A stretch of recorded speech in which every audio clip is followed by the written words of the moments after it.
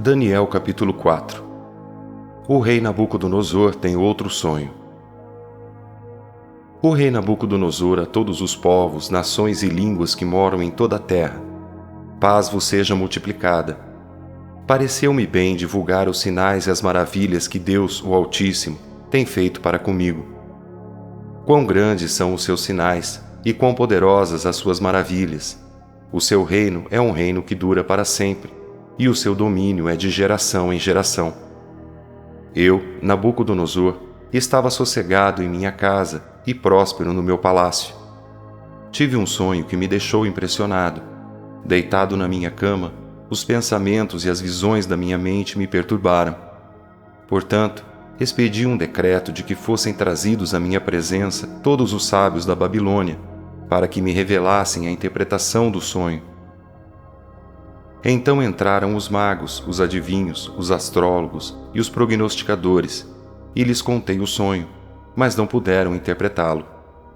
Por fim veio à minha presença Daniel, cujo nome é Beltesazar, conforme o nome do meu Deus, e que tem o espírito dos deuses santos, e eu lhe contei o sonho.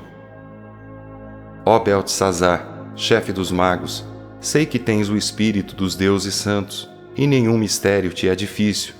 Conta-me as visões do sonho que tive e a sua interpretação. Eram assim as visões do meu sonho, quando estava na minha cama.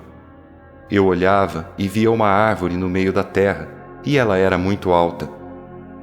A árvore cresceu e se fortaleceu, e a sua altura chegou até o céu, e era vista até os confins da terra.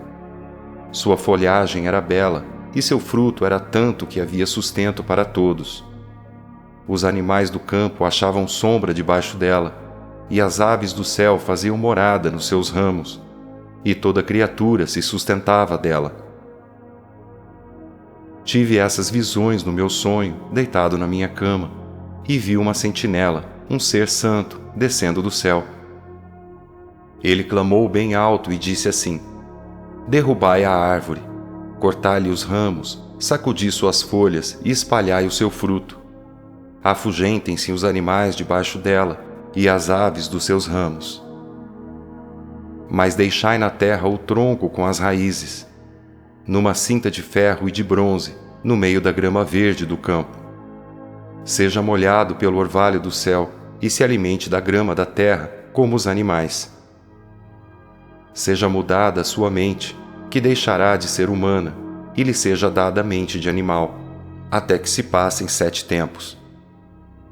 Esta sentença é por decreto das sentinelas e por mandado dos santos, a fim de que os que vivem saibam que o Altíssimo tem domínio sobre o reino dos homens, e o dá a quem quer, e até o mais humilde dos homens constitui sobre eles. Eu, rei Nabucodonosor, tive esse sonho. Tu, Beltesazar, diz a interpretação, porque nenhum sábio do meu reino pôde me revelar a interpretação, mas tu podes, pois tem o espírito dos deuses santos. Daniel interpreta o sonho. Então Daniel, cujo nome era Beltesazar, ficou perplexo por algum tempo, e os seus pensamentos o perturbaram. O rei então disse: Beltesazar, não te impressiones com o sonho, nem com a interpretação.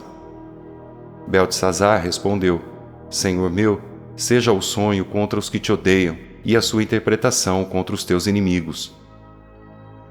A árvore que viste que cresceu e se fortaleceu, cuja altura chegava até o céu e que era vista por toda a terra, cujas folhas eram belas e o seu fruto era tanto que havia sustento para todos, debaixo da qual os animais do campo achavam sombra e em cujos ramos habitavam as aves do céu, essa árvore és tu, que cresceste e te fortaleceste, ó Rei.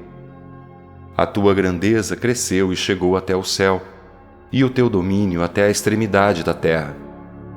E quanto à sentinela que o rei viu, o ser santo que descia do céu e dizia: cortai a árvore e destruí-a, porém deixai na terra o tronco com as raízes, numa cinta de ferro e de bronze, no meio da grama verde do campo.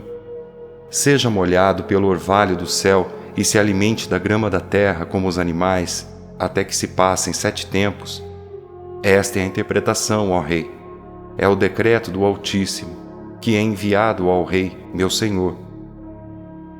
Tu serás expulso do meio dos homens, e a tua morada será com os animais do campo, e te farão comer grama como os bois. Serás molhado pelo orvalho do céu, até que se passem 7 tempos, até que reconheças que o Altíssimo tem domínio sobre o reino dos homens, e o dá a quem quer.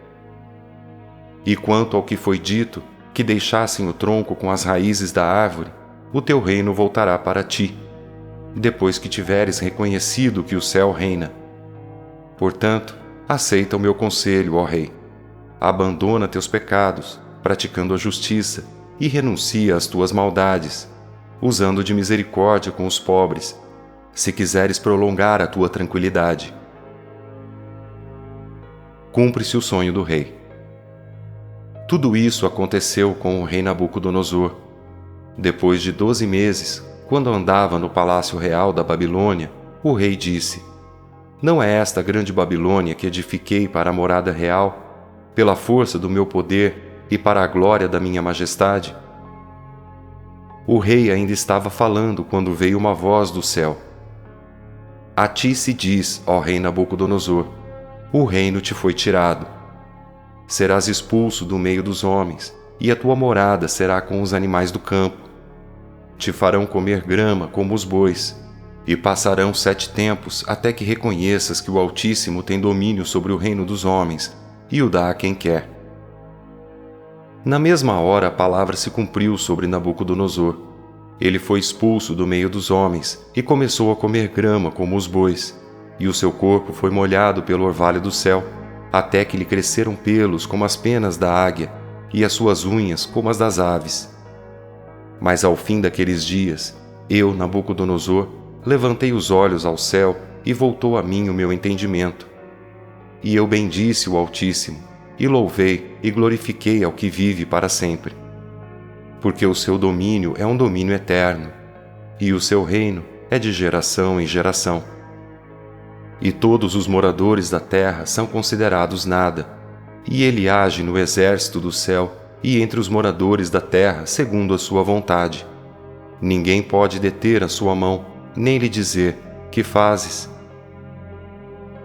No mesmo tempo, voltou a mim o meu entendimento, e voltou a mim a minha majestade e o meu resplendor, para a glória do meu reino. Os meus conselheiros e os meus nobres me procuraram, e fui restabelecido no meu reino, e minha grandeza se tornou ainda maior. Portanto, eu, Nabucodonosor, agora louvo, exalto e glorifico ao Rei do céu, porque todas as suas obras são corretas, e os seus caminhos justos, e ele pode humilhar aqueles que vivem orgulhosamente.